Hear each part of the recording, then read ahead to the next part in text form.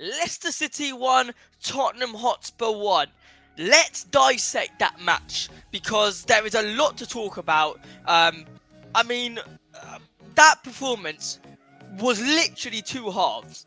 I mean, one half we saw a unreal side of Tottenham Hotspur, a side which looked like they could score 3, 4, 5 goals, and then a side in the second half that looked like they were going to concede 2, 3 goals, or a side that looked like they couldn't finish any of their chances. Now, there were players in this team that had their moments, had their times to shine, but they just didn't. Solanke had multiple times he could have scored. He didn't. I'm giving him the benefit of the doubt. It's his first game and all that, but he had multiple chances. Okay?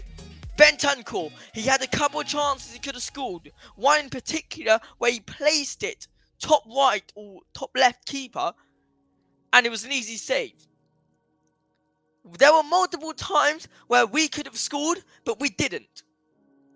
Now, first half, let's talk about the first half for a second.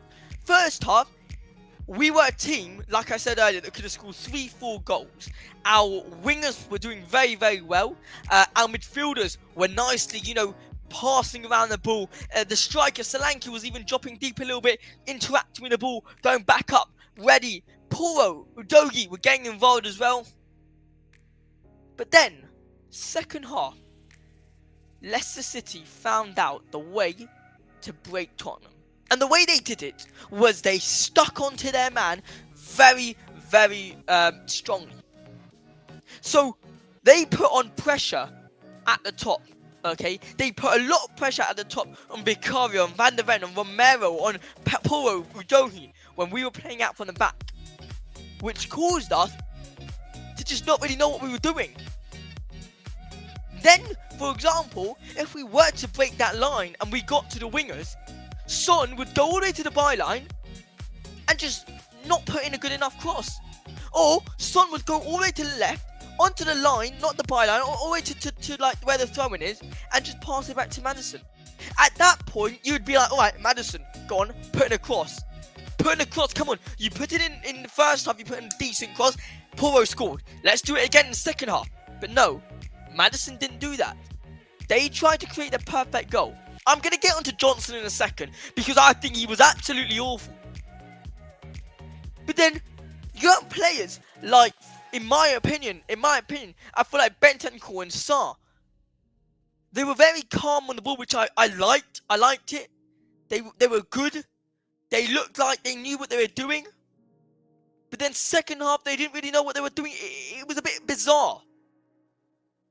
Johnsson, for me, pace, bang, beat his man. Pace, unreal, good stuff. He's beating his man, love it, unbelievable.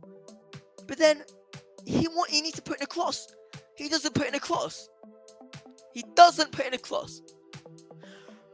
Udogie, on the left-hand side. Interacting with Son. Maddison, love that. Brilliant stuff. Udogie smashing it. But then what happened defensively, though? It can't just be me who saw how poor defensively Udogie was. He gave away about 3, 4 fouls. I don't know how he wasn't booked. I think he was, but I'm not too sure. But if he wasn't booked, I don't know how he wasn't given a yellow. Then you have Porro on the other side, which let Jamie Vardy just run through on goal. Okay. Not for the goal, but that was a different point.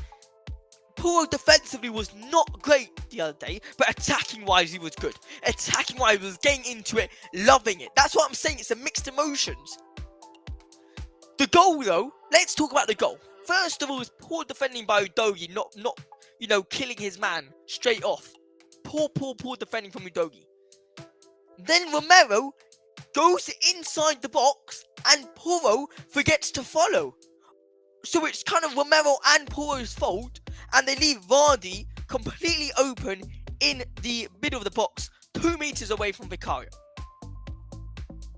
What I do want to say now is that the substitutions, fair play to Ange. He got the substitutions bang on. That's exactly the substitutions I wanted to see.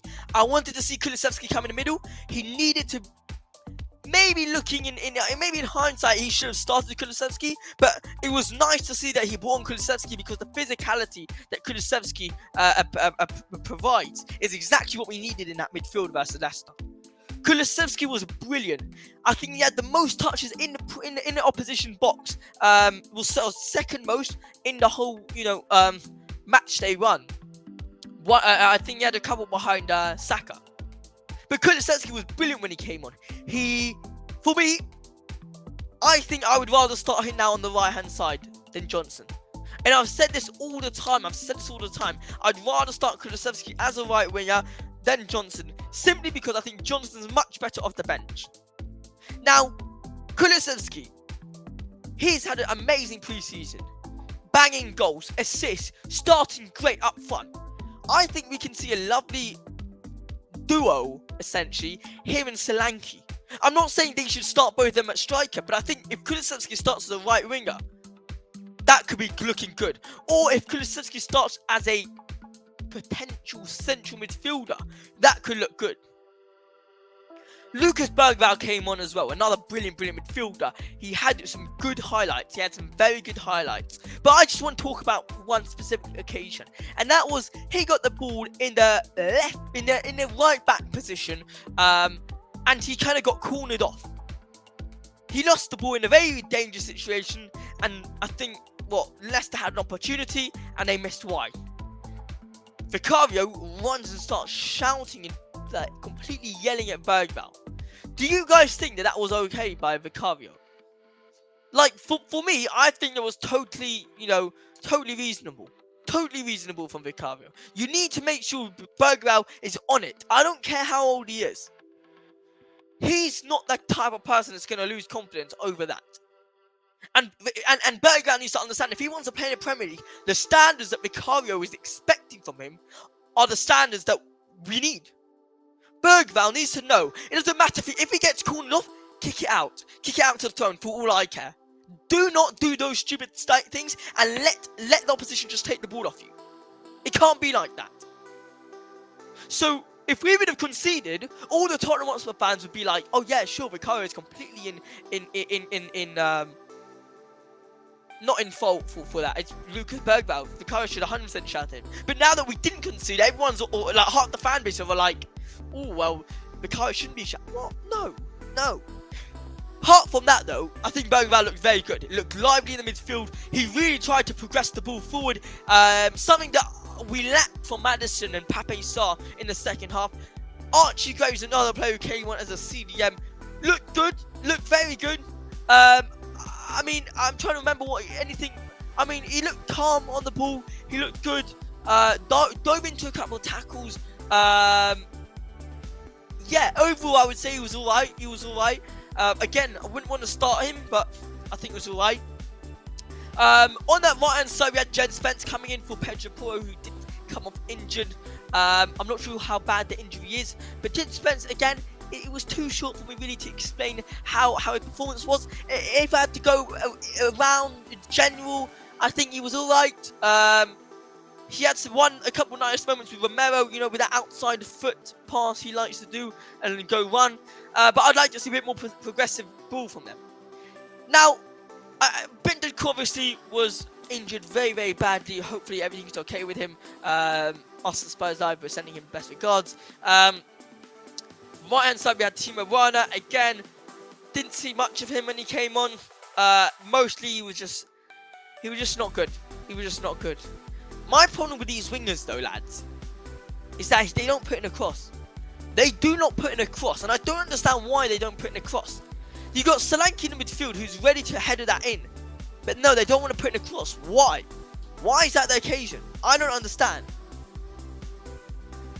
Richarlison came on. It was Richarlison. But 1-1 versus Leicester City. First game at the King Power Stadium.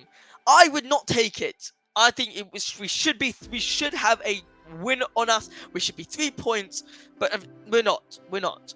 Ladies and gentlemen, let me know your thoughts in the comment section down below on this match. What could we have improved on? What do you think was the problem with Tottenham Hotspur versus Leicester City? Have a good one. Ladies and gentlemen, we'll catch you guys in the next video. Come on, Spurs.